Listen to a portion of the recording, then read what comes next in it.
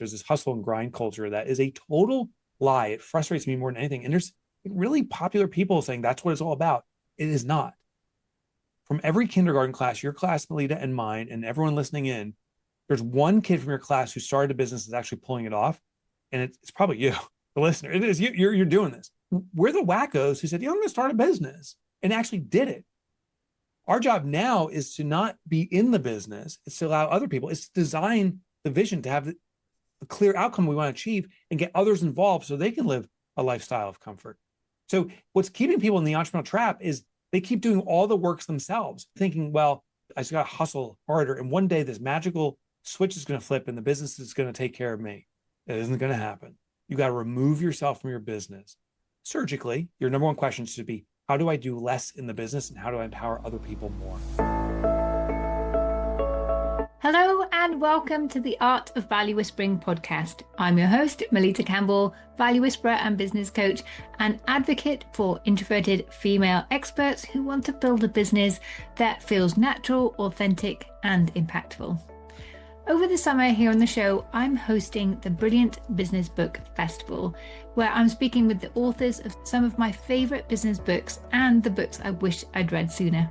And I am so excited about today's guest. I'm speaking with Mike Michalowicz, author of so many brilliant business books, such as Profit First, which we've heard a lot about on the show, Clockwork, and one of my all-time favorites, The Pumpkin Plan. I've been following Mike for many years and his books are always ones that I come back to and enjoy. I especially love how they are written in a way that doesn't just impart brilliant advice, but does so in a way that makes you feel like you're on an exciting adventure alongside Mike, even more so when you listen to his books. And don't forget, once you've listened to this episode, go over to the show notes page at melittacampbell.com/podcast and use the free AI business coach. She's like my AI twin. And she was there ready to help you turn the wisdom from this show into practical steps you can use to overcome your current business challenges. It takes just a couple of minutes. It's really fun. And she is surprisingly good at breaking things down and helping you come up with your next steps that you can implement straight away. It's really the fastest way to turn your insight into action that's going to grow your business. So go to melittacampbell.com/podcast, navigate to this episode and click the link at the top of the show notes and you'll get through to Valora. Meantime, I'm super excited to share this conversation with you. I learned so much. I loved it. I really hope you do too. So Mike, thank you so much for joining us today. Melitta, it's a pleasure to be with you. And you have got, I think, is it 9 books you've written now? And you're on a mission to support entrepreneurs and eradicate entrepreneurial poverty. And you really show people how that's done. So thank you so much for all of those books. And one of your books that has been mentioned so often on this show is Profit First. And we had Suzanne Mariga came and talked about that because she co-wrote the Profit First for minority business owners with you. So I'm not going to touch on that book. But the book that I would love to dive in on, because we won't have time to cover all 9, but I would challenge everyone, go and listen to them all. And I say listen because I love your audiobooks. Because thank you. Thank you. It's a different experience than a typical audiobook.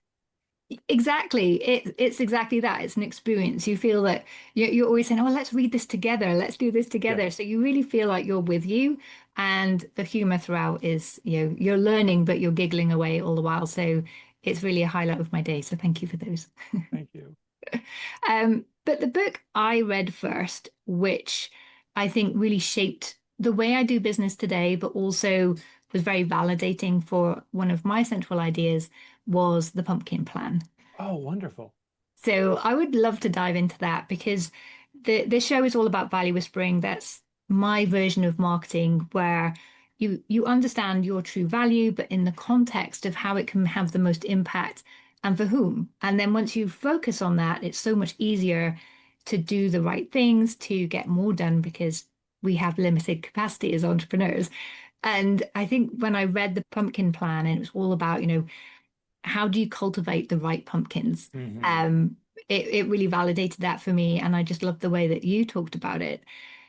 But I know many of the listeners of this show are women in business and they have a big heart. And I'm sure a lot of your, if not all of your clients are the same. And they feel that almost obliged sometimes to do everything, serve everybody. Yeah. And in the pumpkin plant, obviously, you're really giving people a framework not to do that. But I was Yeah. wondering if you could talk a little bit about how do we focus on finding that right seed and nurturing just that one? How do Yeah. the frameworks and the mindset around that, I think is really key. I'll start off with a little story of why it's important for us to care for customers by billing them appropriately. So I'll give you a couple of scenarios. Imagine I got rushed to the hospital because I'm having a heart problem, and two doctors come out, and doctor one, she looks at me and says, I'm barely making money. I really want to help people who have heart disease. In fact, I'm trying to help people in all different capacities. I want to be a neuroscientist one day, geriatrics, whoever needs help, I'm there for them. I can't pay my bills at home. I can barely afford my mortgage. Are you ready? Now imagine Dr. Two. She comes out and says, all I do is heart surgery. In fact, I'm proud to say I dictate the biggest premium in the world for the work I do because I'm so good at it. I know exactly the problem you're having. I can fix it immediately, and I will charge you accordingly because this is how I support the lifestyle that I desire and care for my customers outright. Which doctor are you going to choose? Uh, And I hope it's Doctor Two. You see, when our life is on the line, we want the right person who has the right skills to fix it. And someone who's not desperate. Could you imagine that doctor saying, I don't know what to do. I'm so worried about my finances. Do you want them proceeding? Now, I know the entrepreneurs listening in right now maybe aren't doctors, maybe aren't providing life saving services, but we are providing life altering services. Whatever your product or service is, it serves people in some capacity. And so we have an obligation when we charge appropriately for what we're doing, the right customer will be attracted to that. So I'll share, I'm being a little loquacious here, but I'll share a second story. This is documented in Robert Cialdini's work, a book called Influence. And what he recounts in that book is there was a jewelry store that was near where cruise ships would come in. So it was a destination location. And the store manager came in one particular day and noticed that a particular line of jewelry, the jade jewelry, wasn't selling. Now, frustration, she slashed down 1/2, one half, and left it for the store operator for when he returned to discount the prices on it. So, half off everything. Well, 2 or 3 days later, the store owner comes back and she notices all the jade jewelry has been sold. And the store manager was there, the operator. And she goes to him and says, wow, all we need to do is cut the price in half. And his face turned beet red. He said, half? He goes, I didn't think it was 1/2. I thought it was 1//. I thought it was a ×2. I doubled the price. This is a real story. And the jewelry sold out. What the lesson is people are looking for something of value. They don't want a throwaway trinket for their vacation. They want something that was significant. Price is the ultimate marketing method. It's the ultimate determinant of perception. If you undervalue yourself and charge less, your customers say you are value less. So to answer this, the best customers we want to target are ones that are willing to pay what the true value is of us. We want to love on our customers, but it starts by loving on yourself. What are you really worth? Put that price out there. If a customer is not willing to pay that, they're saying they don't see you as valuable. And do you want to work with them? That's your choice. If they are willing to pay it, and you'll be surprised how many people are, they are seeing you as valueful. They want to use your services. So the best customer isn't necessarily a certain vertical. It doesn't mean that they come back repeatedly. It's hard to say it's a demographic. The number one determinant is when they see the price and it's the appropriate price for you, they say, I see the value. That's the best customer. yeah. And you talk about the need to cut the rotten pumpkins to allow space for the good ones. And that There's was going to be my next question. But I Yeah, want to come back to what you were just saying, because by putting the price up, you're attracting people that align with the value that you really represent. And I'm seeing two things there. There's the book, like how to be the most expensive in the world or something like that. But the idea is you can charge the most, you can be the most expensive, but you have to be the best. Yes. And I get that. And when you're charging more, you have the ability to be the best. You can Yeah. focus more on the client, on your skills, on everything. But I think the thing that's going to hold people back from going for that strategy is the doubt that they have themselves first. Am I really worth that value? Yeah. That's the biggest challenge people have. And I would argue there's a real simple method I use to find it. I'd argue you're far more valuable than you put out there. Um, so first have an internal dialogue and say, what am I the best? And you're not the best at everything, but I'm sure you're the best at something. So first look at that. But here's the method I use. I will meet with entrepreneurs. This is men and women. But I notice it's interesting, more women devalue themselves than men, which makes no sense to me on a logical basis. But I do see that more frequently. And so what I'll do with female entrepreneurs, I'll say, let's write down what you do and let's pretend it's a service and they do website design. Okay. What do you do? Well, we interview the customer and we create the website and then we do it 3 iterations and then they have a website. Then I say, okay, what are all the things you do that you don't tell the customer that you're doing? Well, we have 2 designers that go back and forth and determine what the best design is. We do branding research on the colors and the appropriate elements. Well, those are all values you're delivering, but you're not telling the customer. What's the value of that, the price, and put prices on that. Then I simply say, we're going to add in the value, the dollars for that, and we're actually going to tell the customer that. We're the only firm that has 2 designers working and they're dialoguing on the optimal design. We do test coloring and blah, blah, blah, color testing or whatever, all these different things. And now you can put your value out there. It's often that we're not enunciating or specifying what makes us unique. And I think that is the key step to increasing price. I think it's very hard to say, here's my new price. And we sit back and say, is someone going to take it? We have to convince ourselves first. Here's the other irony. If you do this with existing customers, it's sometimes shocking. It's more often shocking how many customers say nothing. Some will even say, what took you so long? So the most aggressive individual that is a counter increasing our prices, the one that gets most frustrated is actually ourselves. That's the irony. Yeah. I had a nice example of one of my clients, actually. She was undercharging, really working with the wrong, well, what she thought were the wrong clients, because they were Yeah. always coming to her with last minute demands. So she was running Yeah. ragged, could never do her best work. But then when she took a step back and we like, well, as the expert, how would you deliver the best service to these people? And she said, well, I do it this way. It's like, great. Well, let's offer that. And she did. And exactly as you just said, her clients were like, well, this is exactly what we want. Now we don't have to come to you last minute because, we have this plan in place. She charged Yes. like doubled her prices. They were all more than happy to pay. And then she had more time, did better work, and it's been a self-fulfilling prophecy ever since. So, but it did start with her taking that step back first and owning herself as the expert and being the best at this thing. So I think it takes a bit of courage, but once you recognize that and then your clients say, yes, this is it exactly, then it becomes smoother to go forward. It's never Agreed. easy.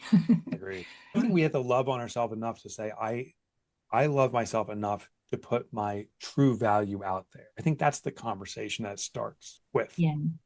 Yeah, absolutely. So coming back to the wrong clients, of course, Yeah, yeah. if we have this big heart and we just want to help everybody, how do we then go to these people and say, I don't want to work with you anymore? Yeah, yeah. So first, let's qualify a bad customer. I'm not saying they're necessarily bad people, but an unfit bad customer often requires us to do rework. Sometimes, often, won't pay us on time or pay us at all. Some of them, and these are bad people, are threatening and so forth. But the cost is also the emotional weight. And right now, so anyone listening in can think of this. Do you have that one customer that at night, that's the last person you're thinking about before you go to sleep, and the first person you think about when you wake up, because you're like, how am I going to ever make them happy? They are costing you a huge amount of emotional time. Imagine if that energy could be redirected to satisfying and serving your best customers and how they would revel in the fact that you care for them that way. So first we identify those bad customers. Then there's a few ways to address them. One is to say, I can't be of service to you anymore, and I'm going to introduce you to somebody else. I actually call these bad customers, sometimes I call them poison, because they're poisoning my business. And when you've poison in your mouth, spit it out. Let your competition swallow that up. They'll be laughing. Oh, you're losing all these customers. Yeah, keep swallowing that poison. Now, if we don't want to be so abrupt and say can't work with you, a couple of things is you increase your price. Inevitably, bad or unfit customers see you as valueless. And so they're just trying to get you for the cheapest penny that they can. And if you increase price, they may say, well, I'm never doing business with you again. You're like, thank God. So that's one way. If you want to be really soft about it, and I've done this myself because I don't want to be confrontational, what I'll do is I'll go to a best customer and say, hey, I'd like to enter a verbal agreement. And this verbal agreement or contract is, I'm going to serve you to the best of my absolute ability, but it necessitates that I don't work with certain customers that distract me from serving you at a high level. So I'm going to call this an exclusive. Is that cool with you, just that we have this agreement? There's nothing that you have to do. I just want to show you that I'm committed to you. When that client says, yeah, of course, yeah, I want the best service, I will go to these unfit customers and say, unfortunately for you, our organization has entered a exclusive agreement with a particular client that precludes us from working with other people. In the next X weeks or months, we're going to have to discontinue services due to our agreement with this client, but we will find you some alternatives. So it's a very soft way and, integral way, albeit you're playing a game a little bit to get rid of those customers. The fear, though, Melitta, that people have is, but their revenue, they're making some money. They may be bringing in some money, but we don't consider how much they're taking out of our organization. Yeah. You're incurring expenses. You're paying people to do work, perhaps, or using technology to serve them. In most cases, bad customers actually cost us to keep them. So just by removing that bad customer and the associated costs, we actually see a boost in profitability, even if we don't gain more business. The ultimate irony. Yeah, absolutely. And I know a lot of the audience here, since writing my book, A Shy Girl's Guide to Networking, are more introverted.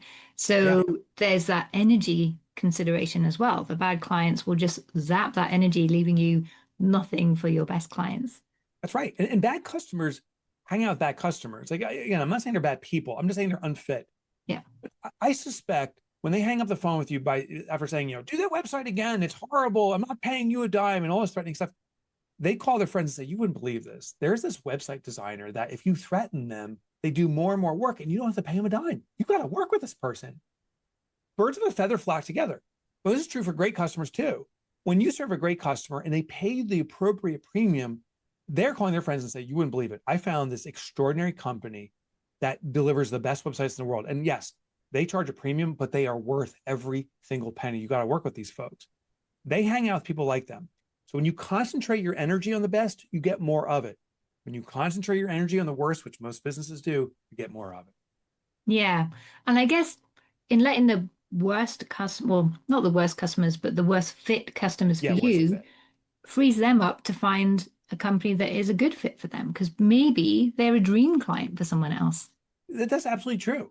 Yeah. So if you look at it from that perspective, that's a proper framing.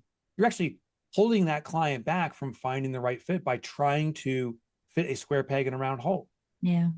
Yeah. Brilliant. So one thing you talked about in the pumpkin plan, which I think helps with this, is the idea of having a wish list interview. So looking at your dream client, creating a wish list of all those sort of green flags, all the wonderful things that they would have. And then the problem and I see this a lot, is like people are like, but where do I find them? What do they want? And your solution is ask them. Yeah. I'll give you actually 3 questions. I occasionally will do a keynote on the pumpkin plan. And these 3 questions take the house down. So here it is on your podcast. The first question to ask your best clients, and only ask your best clients, is, what are we doing right? And this is a Jedi mind trick question. So when you ask your best customer what you do right, they'll say, well, it's your response time or the quality of your work. They'll tell you. But here's why it's a Jedi mind trick. Your customer actually doesn't tell you what you're doing right. They tell you how they judge you. That's the important distinguishing component here, because there's hundreds or thousands of things we do. But when you ask your customer what you're doing right, they say, well, this is the thing I'm observing. You respond quickly. Your quality work is good. the thing that you're doing right is actually the thing you need to improve. That's your distinguishing factor. That's the magic trick here. So your best customer says, you respond very quickly. That's what you're doing right. They're telling you, I'm watching how quickly you respond. I'm judging you on that. So you better actually respond faster. So that's magic trick number one. The second kind of mind trick is don't ask what you're doing wrong. A lot of companies will do that. What can we improve? What are we doing wrong? And the client responds by saying, everything's pretty good. The reason they say that is even if they're observing something that's not working out for them, there's a social consequence. It causes conflict. If I say, your response times are a little bit slow, it frustrates me. It's natural to become defensive and say, well, listen, it's been pretty busy recently, but we're pretty darn good. And now I'm in conflict. So as a customer, I know the rule to say, yeah, everything's pretty good. And then actually quietly sulk and walk away and find another vendor. Here's the better question. Ask your best customers, what's the industry doing wrong? What you've done now is we're talking about the person that's no longer in the room.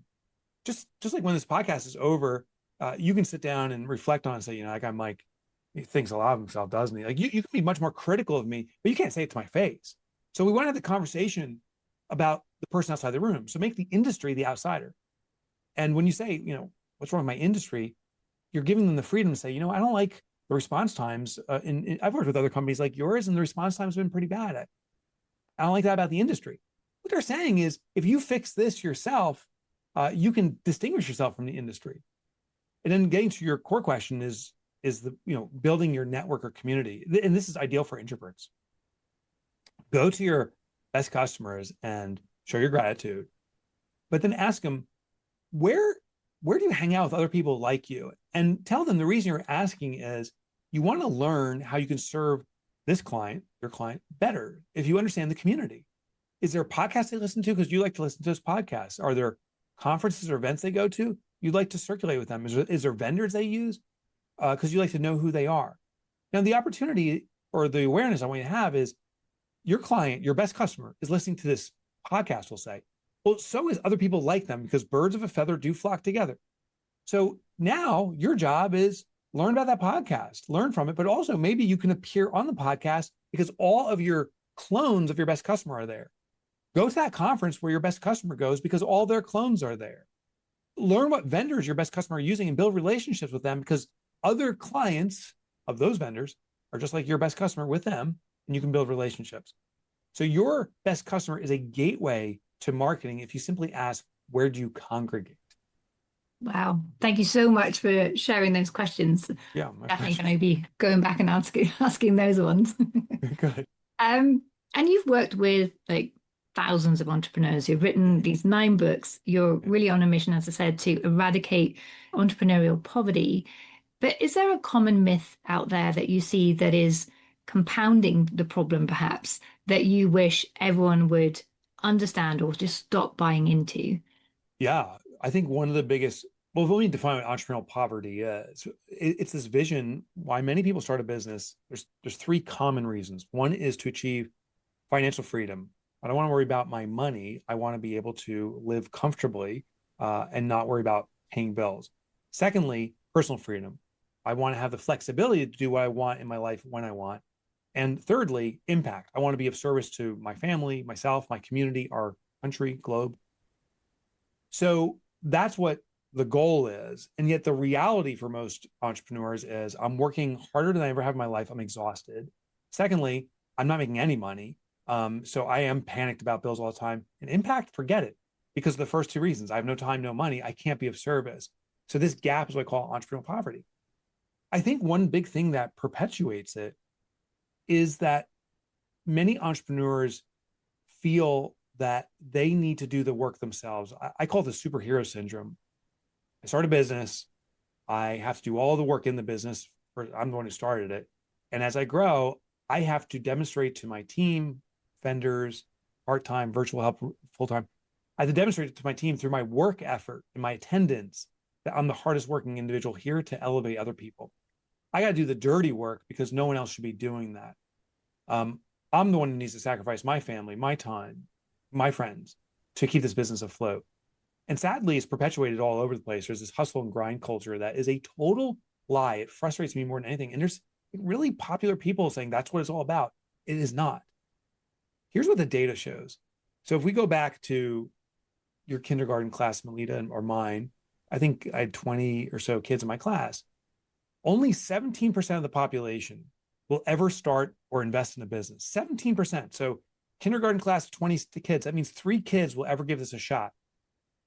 Of that, roughly 20 to 25% of the people who do start a business will be able to do it on a sustainable, healthy basis, not surviving check by check, but actually make it into a sustainable business. So that's 20% times 3 kids. That's almost 1 kid. You've got to round up. It's 1 kid. That means from every kindergarten class, your class, Melitta, and mine, and everyone listening in, there's 1 kid from your class who started a business that's actually pulling it off. And it's probably you, the listener. It is you. You're doing this.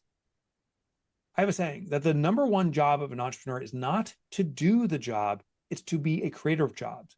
Because every other kid in your kindergarten class, those other 19 kids, are looking for good jobs with good companies to do good things, to live good lives. Our job is to create that environment. So if we're doing the work, we're actually blocking out other folks from doing what will serve them most. We're the wackos who said, I'm going to start a business and actually did it.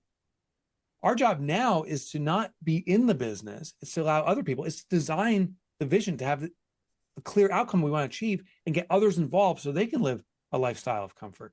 So what's keeping people in the entrepreneurial trap is they keep doing all the works themselves exhaustively and thinking, well, I just got to hustle harder. And one day this magical switch is going to flip and the business is going to take care of me. It isn't going to happen. It isn't going to happen. You got to remove yourself from your business surgically. You don't just walk away, but you're going to have to start pulling yourself out every single day. Your number 1 question should be, how do I do less in the business and how do I empower other people more? And is that what the focus of your book, Clockwork? That's Clockwork. Yeah.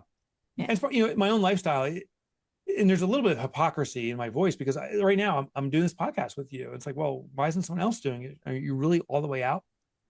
Once your business can operate without you, you have the right to do what gives you joy. And this is an honor for me to be on your show, Melitta. I love doing speaking engagements.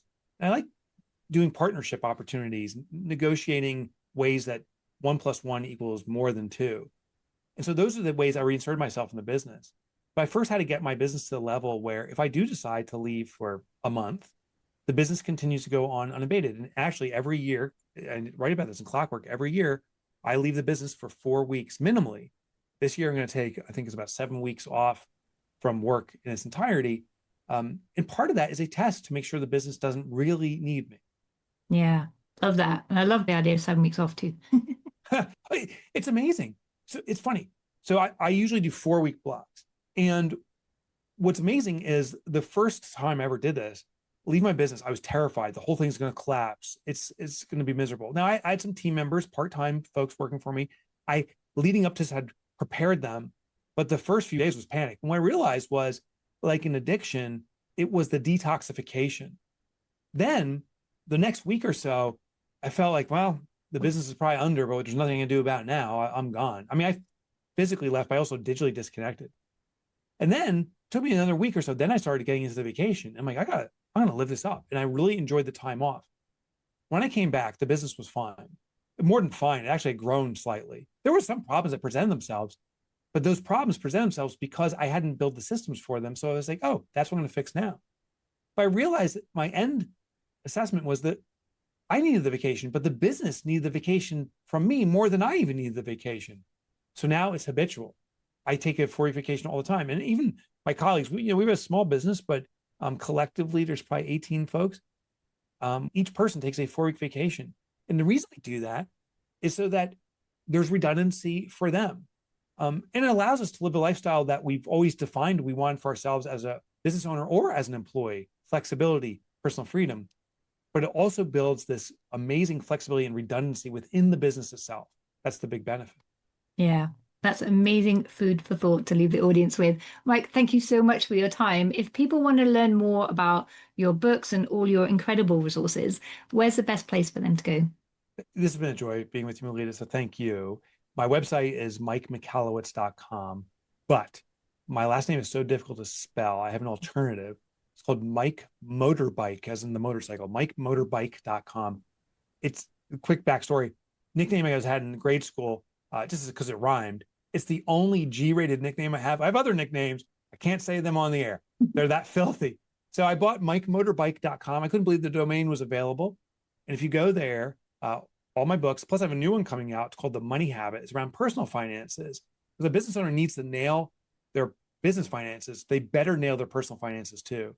So that's coming out pretty soon. You can check it all out at MikeMotorbike.com. Plus, I am a blogger and a podcaster. That stuff is available for free at my site. Yeah, fantastic. And we'll add all of those links, of course, in the show notes as well. Mike, thanks you so much for this. Well, you said it's an honor. It's really an honor for me to speak to you. As I said, I've been a big fan for a long time. And so thank you so much. Thank you. It's been a joy. Thank you for joining us today. I hope you have enjoyed this conversation as much as I have. I really felt that Mike shared some powerful shifts to help you value your expertise, attract your best clients, and build a business that supports the life that you want, and not just the bottom line. And remember, you don't have to serve everyone or do everything yourself to succeed. When you focus in on what you do best, your value sweet spot, price for your true value, and surround yourself with clients who really appreciate your work, your business becomes simpler, more profitable, and much more fulfilling. If you have enjoyed this episode with Mike, I would love to hear what resonated most for you. Send me a message on LinkedIn. You'll find me there at Melitta with 2 T's.